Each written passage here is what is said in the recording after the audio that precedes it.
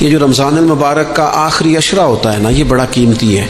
میں پہلے بھی دوستوں سے عرض کرتا رہتا ہوں کہ ہم نا یہ آخری 10 دن اکثر بازاروں میں گھوم کے گزار دیتے ہیں۔ پہلے بھی ساری خریداری کی جا سکتی ہے۔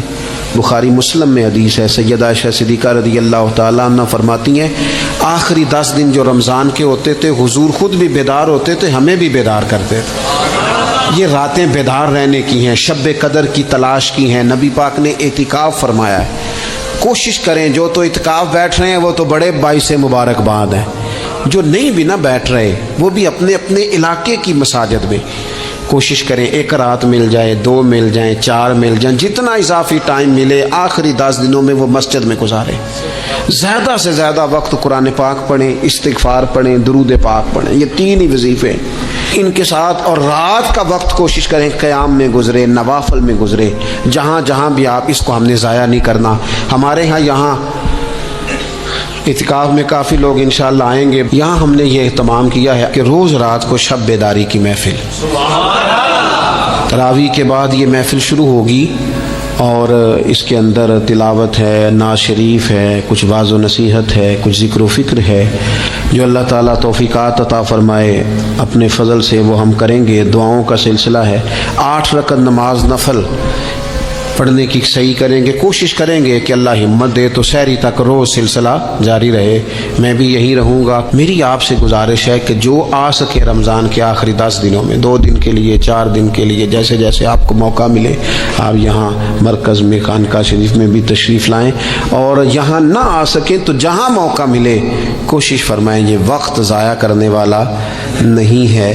یاد آتی ہے تو آنسو بھی نکلتے ہیں، دعا بھی نکلتی ہے۔ تھے کچھ لوگ پچھلے سال جو اس سال موجود نہیں ہیں۔ وقت تیزی سے گزر رہا ہے تو یہ سعادتیں بڑی قیمتی ہیں، ان کو ضرور حاصل فرمائیں۔ اپنے گلی محلے میں دیکھ لینا، ہم اس رسول کے ماننے والے ہیں جنہوں نے فرمایا میں اسے مومن ہی نہیں جانتا جو پیٹ بھر کے کھائے اور اس کا ہمسایہ بھوکا رہ جائے۔ تھوڑا سا اپنے ارد گرد نظر ڈال لینا۔ المعجم الکبیر میں حدیث موجود ہے، اللہ کے پیارے رسول صلی اللہ تعالی علیہ وسلم نے فرمایا جس نے حلال پانی سے، حلال روٹی سے کسی کا روزہ افطار کرایا تو فرمایا فرشتے اس بندے کے لیے رمضان کے دنوں میں، رمضان کی گھڑیوں میں دعا کرتے ہیں، اور جناب جبریل امین اس کے لیے شب قدر کی رات دعا کرتے ہیں۔ حضرت جبریل شب قدر میں دعا کریں گے، خاص رات، یا اللہ اس بندے پر فضل فرما، اس نے تو غریب آدمی کو افطار کرا۔ یہ ایک عبادت ہے، اس عبادت کا خیال کریں۔ پھر اعتکاف آئے گا، رمضان کے آخری 10 دنوں کا اعتکاف۔ اسلام میں رہبانیت نہیں ہے، لیکن کبھی کبھی سب سے کٹ کے اپنے رب کے ساتھ جڑ جانا۔ کچھ رات کی عبادتیں، کچھ تنہائی کے اذکار، کچھ درود و سلام کا ذوق، یہ ان ساری خوبصورتیوں میں سے ایک خوبصورتی اعتکاف بھی ہے۔ اللہ کے پیارے رسول علیہ الصلوۃ والسلام ہمیشہ اعتکاف کرتے، اور حضرت عطا بن رباح رضی اللہ تعالیٰ عنہ کیسی خوبصورت بات ارشاد فرماتے ہیں، فرماتے ہیں معتکف تو اس آدمی کی طرح ہے جیسے کسی بندے کو کسی کے ساتھ کوئی کام پڑ جائے نا تو وہ جا کے اس کے دروازے پر بیٹھ جاتا ہے کہ جب تک میرا کام ہوگا نہیں میں جاؤں گا نہیں۔ فرماتے ہیں یہ اعتکاف والا بھی آ کے رب کریم کے گھر بیٹھ گیا ہے کہ جب تک تو معاف نہیں کرے گا میں جاؤں گا نہیں، جب تک تو بخشش نہیں کرے گا میں اس دروازے سے ہٹوں گا نہیں۔ حضرت ابن عباس رضی اللہ تعالیٰ عنہ نبی پاک علیہ السلام کے روضہ انور کی طرف اشارہ کر کے کہا کرتے تھے زیادہ دیر نہیں ہوئی، اشارہ کر کے کہتے تھے زیادہ دیر نہیں ہوئی، اس روضہ مبارک میں آرام فرما۔ رسول رحمت علیہ السلام سے میں نے اپنے کانوں سے سنا ہے، اور جب یہ بات ارشاد فرماتے تھے تو روتے بھی تھے۔ فرماتے ہیں میں نے خود نبی پاک علیہ السلام سے سنا ہے کہ جو شخص اللہ تعالیٰ کی رضا کے لیے ایک دن کا بھی اعتکاف کرے گا نا، اللہ تبارک و تعالیٰ اس کے اور جہنم کے درمیان 3 خندقوں کی آڑ بنا دے گا، اور فرمایا ان کی مسافت زمین و آسمان سے بھی زیادہ ہوگی۔ یہ 3 خندقیں اتنی بڑی جن کی چوڑائی زمین آسمان سے بھی زیادہ ہوگی، ایک دن اعتکاف کر لے تو اللہ اس بندے کو دوزخ سے اتنا دور فرما دے گا۔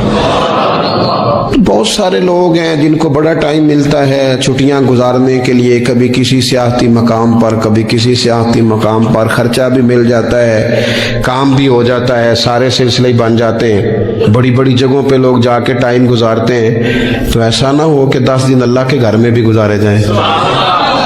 علماء نے لکھا ہے کہ کوشش تو کریں ہر سال اعتکاف ہو، نہ ہو سکے تو چلو چند سالوں کے بعد ہو جائے، اور فرماتے ہیں کہ زندگی میں ایک دفعہ تو اس سنت کو ضرور ادا کرنا چاہیے۔ کوئی بندہ ایسا نہ ہو جو محروم رہ جائے، زندگی میں ایک بار صحیح پر اعتکاف کے ساتھ اپنے آپ کو وابستہ ضرور کرے۔ رمضان المبارک کے اندر آخری عشرہ شب قدر کی تلاش کا عشرہ ہے۔ اللہ کے پیارے رسول صلی اللہ تعالی علیہ وسلم ان 10 دنوں میں خود بھی عبادت کرتے تھے اور گھر والوں کو بھی جگایا کرتے تھے، اور اپنے اہل خانہ کو تاکید فرماتے تھے کہ اٹھو اٹھو، آگے بڑھو، یہ آرام کرنے کے دن نہیں ہیں۔ ہمارے ہاں یہ ہوتا ہے کہ وہ جو آخری 10 دن زیادہ عبادت کے تھے، شب قدر کی تلاش کے تھے، وہ آخری 10 دن سارے بازار میں گزر جاتے ہیں، کپڑے سلوائے جا رہے ہیں، کپڑے خریدے جا رہے ہیں، جوتے خریدے جا رہے ہیں، واپس کیے جا رہے ہیں، دوبارہ لیے جا رہے ہیں، سفر ہو رہا ہے، آنا جانا ہو رہا ہے، عیدیاں بٹ رہی ہیں۔ تو یہ سارے کام جو آخری عشرے میں کرنے ہیں، جو زیادہ عبادت کے دن تھے، وہ سارے کام تو رمضان سے بھی پہلے کر لینے چاہیے۔ کپڑے رمضان سے پہلے خریدے جائیں، پہلے سلوا لیے جائیں، جوتے پہلے لے لیے جائیں، ضرورت کے کام پہلے کر لیے جائیں۔ جہاں آپ کو جو بانٹنا ہے وہ رمضان سے پہلے کریں۔ وہ مفت کی اپنے دل کو مطمئن کرنا کہ اب میرے پاس یہ بڑے، میں خیر کا کام کرنے نکلا ہوا ہوں، میں عیدی بانٹنے جا رہا ہوں، یہ پہلے بانٹنے تھے۔ یہ عجیب بات ہے کہ جو زیادہ وقت مسجد میں گزارنے کا ٹائم تھا وہ سارا ہم نے ضائع کر دیا۔ وہ ادھر ادھر بازاروں کی نظر ہو گیا، میل ملاپ کی نظر ہو گیا۔ تو اگر چیزوں کو مرتب کیا جائے، میں تو دوستوں سے کہا کرتا ہوں، زکوٰۃ کا حساب، صدقات کا حساب، صدقات فطر کا حساب، جتنے بھی روٹین کے کام ہیں اس کو کوشش کریں رمضان شریف سے پہلے آپ ترتیب دیں، آپ ان چیزوں کو پہلے سے مرتب کریں تاکہ وہ بہترین ہو جائیں۔ ہم تو اس دین کے ماننے والے ہیں جہاں نیت کرو تو اجر شروع ہو جاتا ہے۔ آپ رمضان کی نیت سے جو آج خرچ کریں گے اس کو اللہ تعالیٰ رمضان کے ثواب کے برابر ہی اجر عطا فرمائے گا۔ لیکن وہ ہم نہ، کچھ لوگ بڑا انتظار، ایک صاحب مجھ سے کہنے لگے جی میں نے سنا ہے صدقہ فطر آخری عشرے میں ہی دینا چاہیے۔ میں نے کہا آپ کا پروگرام تب دینے کا، اسی لیے آپ نے یہ گاڑا کر کے سن لیا، ذرا اس کو آپ نے زیادہ غور سے سن لیا ہے۔ آپ جب ضرورت محسوس کریں، جب آپ سمجھیں کہ کسی کو ضرورت ہے، ضرورت کے وقت کوئی چیز کام نہ آئی تو پھر کب جا کے کام آئے۔ تو میری آپ سے یہ اپیل رہے گی کہ پہلے سے چیزوں کو مرتب کریں، معاملات کو پہلے سے طے کریں۔ وہ لوگ بڑے اچھے ہوتے ہیں جو وقت پر منصوبہ بندی کرتے ہیں، جو چیزوں کو ٹائم پہ مرتب کرتے ہیں۔ وہ ٹائم جو ہمارا بالکل اللہ کی بارگاہ میں حاضری کا ہے، عبادات کا ہے، اگر وہ سارا گاڑیوں کی نظر ہو جائے گا، اسفار کی نظر ہو جائے گا تو ہم نے حاصل کیا کیا۔ ایک بات آخر میں بڑے درد کے ساتھ آپ کی خدمت میں عرض کرنی ہے، ہر سال کہتا ہوں، اس سال بھی کہوں گا، ذاتی اخراجات کو کچھ کم کیا جائے۔ ذاتی اخراجات نہ کچھ لوگوں کے بہت زیادہ ہیں، ان کے اپنے لباس کے، کپڑوں کے، اور وہ اخراج میں نے پچھلے جمعے بھی کہا تھا، اسلام ذبائش کی اجازت دیتا ہے، نمائش کی اجازت نہیں دیتا۔ نمائش والے کام اگر تھوڑے چھوڑ دیے جائیں کچھ بھی نہیں ہوتا۔ میں تو شاید اگر میں سینکڑوں کہہ دوں تو غلط نہیں ہوگا، لیکن 20 تو لوگ ایسے ضرور ہوں گے کہ جو عید ساری سو کے گزارتے ہیں، سارا دن سوئے رہتے ہیں، پتہ نہیں وہ اتنے مہنگے مہنگے کپڑے کس لیے خریدتے ہیں۔ عید کی نماز پڑھی، سو گئے، اور بھئی آپ کا فون بند تھا جی میں سو رہا تھا جی، تو بھئی وہ جو آپ نے 1.5 مہینہ درزی کے پاس آنا جانا لگایا وہ کس مقصد کا؟ رات کوئی پہننا تو کوئی پرانا جوڑا پہن لیتے۔ ایسی مصیبت کیا بنی ہوئی تھی؟ اتنے مہنگے کپڑے خریدے، اتنا مہنگا جوتا لیا، اور دن سارا سو کے گزار دیا۔ ذاتی اخراجات کم کریں۔ پتہ کیا ہے، فرق بہت بڑھتا جا رہا ہے، بہت بڑھتا جا رہا ہے۔ یعنی ایک جگہ پہ چیزیں پڑی ہیں، خراب ہو گئی ہیں، کھانے کا ٹائم نہیں، پہننے کا ٹائم نہیں، اور ایک جگہ وہ ہے کہ جہاں لوگ دوائی کو ترس رہے ہیں۔ گندم امیر شہر کی ہوتی رہی خراب اور بچی کسی غریب کی فاقوں سے مر گئی. اور کسی نے کہا تھا کہ غریب شہر تو فاقوں سے مر گیا لیکن امیر شہر نے ہیرے سے خودکشی کر لی. اللہ معاف فرمائے. تو بہت ساری جگہوں پہ لوازمات زیادہ ہیں، اخراجات زیادہ ہیں، تکلفات زیادہ ہیں. اس رمضان میں مہنگائی کا جو زور ہے، حالات کی جو سنگینی ہے، اور تھوڑا پیچھے جائیں تو غریب علاقوں میں جس قسم پرسی کے ساتھ لوگ اپنا وقت بتا رہے ہیں، اگر صرف امیر لوگ اپنے کچھ ذاتی اخراجات کو کنٹرول کرنے میں کامیاب ہو جائیں تو بڑے سارے لوگ ایسے ہیں جن کے لیے وہ خوشیاں بانٹنے کا ذریعہ بنیں گے، اسباب. اور ویسے بھی زندگی سادہ کریں، آسان ہو جائے گی. رسول پاک صلی اللہ تعالی علیہ وآلہ وسلم نے پتہ روزے دار کی فضیلت کیا بیان فرمائی؟ اللہ کے محبوب صلی اللہ تعالی علیہ وسلم فرماتے ہیں کہ رب فرماتا ہے ابن آدم کا ہر عمل اس کے لیے ہے، روزہ میرے لیے. اور فرمایا میں خود جزا دوں گا روزے کی، میں خود جزا دوں گا روزے کی. اور حضور فرماتے ہیں روزہ ڈھال ہے، جو شخص روزہ دار ہو وہ بےہودگی سے، فحش گوئی سے اجتناب کرے. اور اللہ کے محبوب صلی اللہ تعالی علیہ وسلم فرماتے ہیں اگر کوئی شخص اسے گالی دے، اگر کوئی شخص اس سے جھگڑا کرنا چاہے تو پتہ کیا جواب دے؟ اسے کہے بھئی میں روزے دار ہوں، میرے منصب کا تقاضا نہیں کہ میں تیرے ساتھ الجھوں. اور رسول پاک صلی اللہ علیہ وسلم فرمانے لگے اوہو اتنی بڑی بات. حضور فرمانے لگے، یہ صحیح مسلم کے لفظ ہیں، کریم محبوب فرمانے لگے مجھے اس رب کی عزت کی قسم جس کے قبضے میں محمد عربی صلی اللہ علیہ وسلم کی جان ہے. حضور فرماتے ہیں روزہ دار کے منہ کی خوشبو اللہ تعالیٰ کے نزدیک قیامت کے دن مشک کی خوشبو سے بھی زیادہ وقت والی ہوگی. اس کے منہ سے جو خوشبو آتی ہے قیامت میں مشک پیچھے رہ جائے گا. اور رب کی بارگاہ میں صرف روزہ دار کے منہ سے، اگر تیرے منہ کی خوشبو رب کو اتنی پسند ہے تو تجھے بھی تو اپنے منصب کا خیال ہونا چاہیے کہ میں نے روزہ رکھا ہوا ہے، میں روزہ دار ہوں. اور میرے نبی پاک علیہ السلام کے یہ دو لفظ ہیں نا، وہ صوفیاء ہیں نا، اللہ کے نیک بندے جو ساری زندگی تڑپتے رہے کہ کبھی اے حقیقت منتظر نظر آنا لباس مجاز میں، کبھی مالک ایک دفعہ کبھی تیرا جلوہ ملے، کبھی اے حقیقت منتظر نظر آنا لباس مجاز میں. لاکھوں سجدے تڑپ رہے ہیں میری جبین نیاز میں. اور جو ساری زندگی کہتے رہے کہ ہم تو عمر دراز مانگ کے لائے تھے 4 دن، 2 آرزو میں کٹ گئے، 2 انتظار میں کہ دیکھو انہیں انعام ملنے لگا ہے. جو اس کی راہ کے سوالی تھے، جو اس کے رستے کے مسافر تھے، جو اسے پانا چاہتے تھے، جو اس کی دید کرنا چاہتے تھے، جو اسے ملنا چاہتے تھے، میرے رسول پاک علیہ السلام نے فرمایا روزہ دار کو 2 خوشیاں ملیں گی. ایک خوشی اس وقت ملتی ہے جب وہ افطار کرتا ہے، اور فرمایا ایک خوشی اس وقت ملے گی جب وہ اپنے رب سے ملاقات کرے گا، جب وہ اس سے ملے گا تو اس وقت روزہ دار کو خوشی ہوگی. میرے دوستو خوشی تو جو ہوگی سو ہوگی، لیکن یہ لفظ بڑے حسین نہیں کہ روزہ دار کی رب سے ملاقات ہوگی، یہی لفظ بڑے با کمال نہیں. ایک روایت میں تو یہ ہے نا کہ روزہ میرے لیے ہے میں اس کی جزا دوں گا، اور ایک روایت میں یہ ہے کہ روزہ میرے لیے ہے اور رب فرماتا ہے میں خود روزے کی جزا ہوں. یعنی باقی نیکیوں پر ثواب ملے گا، روزہ رکھنے والے کو رب رحمان ملے گا. نبی اکرم صلی اللہ تعالی علیہ وسلم کے امت کے صوفیاء نے نا کچھ چیزوں کو بڑا کھولا ہے. عارف رومی کہتے ہیں کہ ایک دن نا محمود غزنوی نے خزانوں کے دروازے کھول دیے اور فرمایا بھئی میں نے آج ہر چیز کھول دی ہے، جو جس چیز پہ ہاتھ رکھے گا وہ اسی کی ہو جائے گی. لوگ دوڑے، کوئی سونے کی طرف، کوئی چاندی کی طرف، کوئی جائیدادوں کی طرف، کوئی خزانے کی کنجیوں کی طرف، کوئی بڑے بہترین گھوڑے اور اونٹوں کی طرف لوگ دوڑ گئے، جو جس پہ ہاتھ رکھے گا اسی کا. سب بھاگ گئے. ایاز بیٹھا ہے، نہ وہ حسن میں رہی شوخیاں، نہ وہ عشق میں رہی گرمیاں، نہ وہ غزنوی میں تڑپ رہی، نہ وہ خم ہے زلف ایاز میں، وہ لذتیں کہاں۔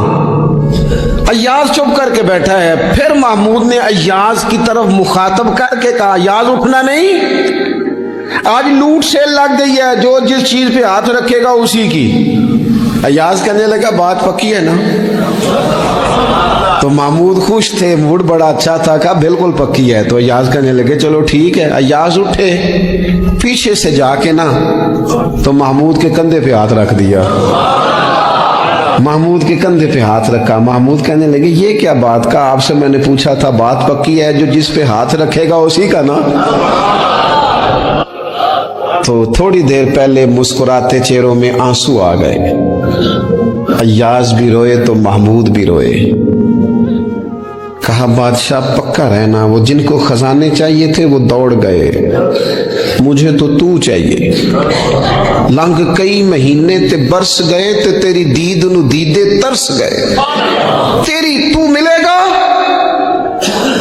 تو پھر کہا محمود نے، اس نے کہا میں وعدہ کر چکا تھا، بس ٹھیک ہے، باقیوں کے خزانے اور میں تیرا طے ہو گئی۔ فرمایا باقی نیکیوں پر ثواب ملے گا، اور روزہ رکھنے والے کو رب رحمان ملے گا، اللہ کا قرب ملے گا۔ دیکھو نا، وہ خاص انسان کو کیفیت حاصل ہوتی ہے روزے میں، رب کے ہونے کا یقین۔ وہ جو صوفیاء کہتے ہیں نا مراقبہ کرو، وہ نصیب ہوتا ہے۔ یعنی کسی کو کیا پتا ہے اس کا روزہ ہے کہ نہیں، اکیلا ہے نا گھر میں، فریزر بھرا ہوا ہے، نہیں نہ کھاتا، کیوں؟ اسے پتا ہے میرا رب میرے ساتھ ہے، میرا رب مجھے دیکھ رہا ہے۔ بس یہ تصور توحید پکا ہو جاتا ہے رمضان، تو پھر اللہ تبارک و تعالیٰ کی بھی خاص رحمت اور کوئی خاص ہی اعزاز۔ حضور فرماتے ہیں جنت کے کئی دروازے ہیں، ایک باب الریان ہے، اس سے صرف روزہ دار گزریں گے، آواز ہوگا روزے والے آ جاؤ، وہ آ جائیں گے، فرمایا اس خاص دروازے سے گزرو، جب گزر جائیں گے تو فرمایا بند کر دو بھائی، اور کوئی نہیں گزرے گا یہاں سے، دروازہ ہی مخصوص ہے، ان کا اعزاز ہی ذرا زیادہ ہے۔ تو میرے عزیز رمضان شریف کے اندر وہ منصب کا بس خیال رکھیں کہ میں روزہ دار ہوں، اس احتیاط کے ساتھ۔ اور دوسری جو رمضان کی چند عبادات ہیں نا،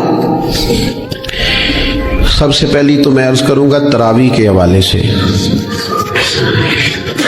یہ بات یاد رکھ لیں کہ نبی پاک علیہ الصلوۃ والسلام نے فرمایا جس نے ایمان اور احتساب کی نیت کے ساتھ رمضان میں قیام کیا، اللہ اس کے پچھلے سارے گناہوں کو معاف فرما دے گا۔ اور ایک مقام پر نبی پاک صلی اللہ تعالی علیہ وسلم نے بیان کیا، یہ مشکات میں موجود ہے، حضور فرماتے ہیں رمضان اور قرآن دونوں قیامت کے دن بندے کی شفاعت کریں گے۔ رمضان کہے گا یا اللہ میں نے اسے دن بھر کھانا کھانے سے باز رکھا، اور تیری بارگاہ کے حکم کے مطابق اس نے اپنے آپ کو ان چیزوں سے بچا کے رکھا۔ اور قرآن کہے گا مالک رات میں نے اسے نیند سے روکے رکھا۔ کیا مطلب؟ اس نے کھڑے ہو کے عبادت کی، اگرچہ اس سے مراد شارحین حدیث نے تراویح بھی لیا ہے، تہجد کی نماز بھی لیا ہے، صلاۃ اللیل بھی لی ہے، لیکن میرے عزیز یہ خاص ربط ہے قرآن مجید کے ساتھ تراویح کا۔ مسنون ہے رمضان کی راتوں میں قرآن مجید اور تراویح کا پڑھنا۔ اگر تھوڑی سی نا طبیعت میں صرف تبدیلی پیدا کی جائے، میں نے دیکھا ہے کہ جو لوگ کہتے ہیں نا میرا وقت بڑا قیمتی ہے، بڑی ساری جگہوں پہ آپ کو بیٹھنا پڑتا ہے، بیٹھیں آپ 2 گھنٹے بیٹھیں، 3 گھنٹے بیٹھیں۔ میں نے دیکھا ہے لوگ جاتے ہیں کسی دفتر میں تو رات کو ہی چلے جاتے ہیں، اس علاقے میں کھڑے ہیں، پاسپورٹ کے دفتر کھڑے ہیں، شناختی کارڈ کے دفتر کھڑے ہیں، امیگریشن کی لائنوں میں کھڑے ہیں۔ کچھ ذہن تو بنائیں کہ میں نے رات کھڑے رہنا ہے اور اپنے رب کی عبادت کرنی ہے۔ تراویح کو ذرا ذوق سے آپ اگر تھوڑا ارادہ کر لیں گے نا، یعنی کوئی ایسا مشکل کام نہیں۔ میری تو رائے یہ ہے کہ پہلے 3-4 دن ذرا جم کے ذہن بنائیں اور تھوڑا سا نا روٹین کو بدلنے کی کوشش نہ کریں۔ جس امام صاحب کے پیچھے تراویح شروع کریں، کوشش کریں ساری وہیں پڑھیں۔ روٹین بدلنے سے بھی سستی آتی ہے۔ ایک دن یہاں گئے، 2 دن وہاں گئے. تو یہ روٹین بدلنے سے بھی بعض اوقات سستی آتی ہے. کوشش کریں ایک جگہ پہ قرآن شریف سننا شروع کریں اور پھر پورا قرآن مجید وہیں پہ سنیں اور تھوڑا ذہن بنائیں. میں نے دیکھا ہے ہمارے استاد صاحب اس طرح کیا کرتے تھے کہ بہت تھوڑا کھانا افطاری کے وقت، تھوڑا، اور ان سے کہا جاتا آپ بزرگ آدمی ہیں، اتنا کم کھانا کیسے نظام چلے گا؟ تو فرماتے تھے میں 1 چپاتی اور آدھی چپاتی کھا لوں گا لیکن تراویح کے بعد. اب اگر زیادہ کھانا کھاؤں گا تو طبیعت میں سستی آئے گی، میرے لیے کھڑا ہونا مشکل ہو جائے. سادہ سا کھانے کے ساتھ افطاری کی جائے گی. اور تراویح کے لیے اپنے آپ کو ذہنی، کہاں ٹائم ملتا ہے سارا سال قرآن پڑھنے سننے کا؟ یہ تو اللہ نے موقع عطا فرمایا ہے. تو تھوڑا سا اگر دلچسپی پیدا کی جائے، بڑا بڑا سونا قرآن مجید پڑھا جاتا ہے مساجد میں، بچے بڑی بڑی خوبصورتی سے، تو اللہ کا شکر ہے جگہ جگہ پہ. اور مساجد کے علاوہ بھی میں نے دیکھا ہے، ہم سے لوگ مطالبہ کرتے ہیں کہ ہماری فیکٹری میں رات کو بھی کام ہوتا ہے، اتنے سارے ورکر ہیں تو بچہ کوئی مل جائے قرآن شریف سنائے، فلانی جگہ بھی اتنے لوگ ہیں تو اگر موقع مل جائے. تو اگر تھوڑا ذہن بنایا جائے، شوق پیدا کیا جائے تو اللہ تعالیٰ فضل فرماتا ہے، انسان کو طاقت ملتی ہے کھڑے رہنے کی. ایک تو تراویح، روزہ تراویح، اور تیسری نبی اکرم نور مجسم شفیع معظم صلی اللہ تعالی علیہ وسلم کی امت کو اللہ تعالیٰ نے بہت ساری ایسی چیزیں اپنی رحمت سے دی ہیں کہ جن میں عمل تھوڑا ہے اجر زیادہ ہے. اس کا نتیجہ یہ نکلتا ہے کہ انسان تھوڑے وقت میں، تھوڑے ٹائم میں، تھوڑی مصروفیت میں اپنے رب کریم کے بارگاہ سے زیادہ اجر کا مستحق ہو جاتا ہے. انہی مقدس معتبر معنی خیز ایام میں ایک بڑی فضیلت، زیادہ عظمت والا مہینہ ماہ رمضان المبارک ہے. قرآن مجید نے صراحت کے ساتھ اس ماہ مقدس کا نام لیا ہے. کیا معنی ہے؟ کہ یہ وہ مقدس مہینہ ہے جس کا میرے رب کریم نے نام لیا ہے، اللہ نے نام لیا ہے. شہر رمضان الذی انزل فیہ القرآن، فرمایا رمضان کا وہ مقدس مہینہ ہے جس میں اللہ نے قرآن نازل فرمایا ہے. اس ماہ نور، ماہ سرور کا نام نامی اللہ تعالیٰ نے قرآن مجید کے اندر ذکر فرمایا. حضرت سلمان فارسی رضی اللہ تعالیٰ عنہ ارشاد فرماتے ہیں کہ شعبان المعظم کا آخری دن تھا، اگلے دن رمضان شروع ہونے والا تھا کہ رسول پاک علیہ السلام نے ہمیں رمضان کی فضیلت پر خطبہ ارشاد فرمایا. آپ اس بات کو غور سے سمجھیے کہ ایسا مہمان جس کے آنے سے پہلے اس کی فضیلت بیان کی جا رہی ہے، اور فضیلت کون بیان کر رہا ہے؟ امام الانبیاء صلی اللہ تعالی علیہ وسلم. یہ صرف ہمارے دلوں کے اندر، امت کے دلوں کے اندر اس ماہ مقدس کی فضیلت کو اور اس کی عظمت کو بٹھانے کے لیے کہ پوری طرح تم اپنے ذہن میں اور اپنے دل میں ایک بات بٹھاؤ کہ ایک عظمتوں والا مہینہ تم پر سایہ فگن ہونے والا ہے، عظمتوں والا. حضور نے ایک دن قبل اس کی فضیلت بیان. ہمارے ہاں یہ ہوتا ہے کہ ہم کسی چیز کی اہمیت کو لیتے ہیں لیکن سمجھتے ہیں کہ یہ کوئی روٹین ورک ہے. یعنی نارملی ہر سال رمضان شریف آتا ہے، اپنے وقت کے حساب سے چاند بدلتا ہے اور اپنے وقت پر رمضان شریف آ جاتا ہے. ہم سمجھتے ہیں کہ مطلب روٹین کا ایک معاملہ ہے، ایک روٹین کی چیز ہے. لیکن اگر آپ اس کو اس نظر سے دیکھیں گے نا کہ اس مہینے کے آنے سے پہلے، یعنی ابھی ایک دن بعد آنا ہے رمضان کو، اور آنے سے پہلے حضرت سلمان فارسی فرماتے ہیں کہ نبی پاک نے ہمیں باقاعدہ بلا کے خطبہ دے کے رمضان کی عظمت ہمارے دلوں میں بٹھا، یعنی فکری طور پر اور ذہنی طور پر امت کو تیار کیا. فرمایا تم پر ایک ایسا مہینہ سایہ فگن ہونے والا ہے جو مبارک ہے تمہارے لیے، باعث برکت ہے تمہارے لیے. تم اپنے آپ کو ذہنی طور پر تیار کرو کہ ایک ماہ نور تمہارے قریب آ رہا ہے. جو رمضان، اسلامی عبادات جتنی بھی ہیں نا، وہ مخصوص پوجا پاٹ نہیں. اسلامی عبادات میں سے کوئی عبادت بھی ایسی نہیں جس کا مقصد ہی ہو کہ آپ نے اتنے وقت سے لے کر اتنے وقت تک فلاں عمل کرنا ہے۔ جتنی بھی عبادات ہیں اسلامی، وہ اپنے دامن میں کوئی نتیجہ رکھتی ہیں، کوئی ریزلٹ رکھتی ہیں، اس کے ثمرات انسانی زندگی پر مرتب ہوتے ہیں۔ انسان کو تزکیہ نصیب ہوتا ہے، اس کے باطن کو صفائی نصیب ہوتی ہے، اسے خیر کرنے کا موقع ملتا ہے، تربیت کے بہت سارے مواقع اس میں پائے جاتے ہیں، بہت سارے اسرار و رموز کے ساتھ اسلامی عبادات ہیں۔ یہ جو رمضان المبارک ہے نا، یہ جو روزہ ہے، یہ روزہ اپنے دامن کے اندر تربیت رکھتا ہے، تربیت۔ یا ایھا الذین آمنوا کتب علیکم الصیام کما کتب علی الذین من قبلکم لعلکم تتقون۔ اے ایمان والو، تم پر روزے فرض کیے گئے جیسا کہ تم سے پہلے لوگوں پر بھی فرض کیے گئے تھے تاکہ تم تقوی اختیار کرو۔ روزہ تمہیں پرہیزگار بنائے گا، تمہارے اندر سے جو نفسانی چیزیں ہوں گی انہیں نکالے گا، اور اللہ تبارک و تعالیٰ کی طرف تمہارے دل کا رجحان ہوگا، تمہاری روح کا رجحان ہوگا، تمہیں تزکیہ دے گا۔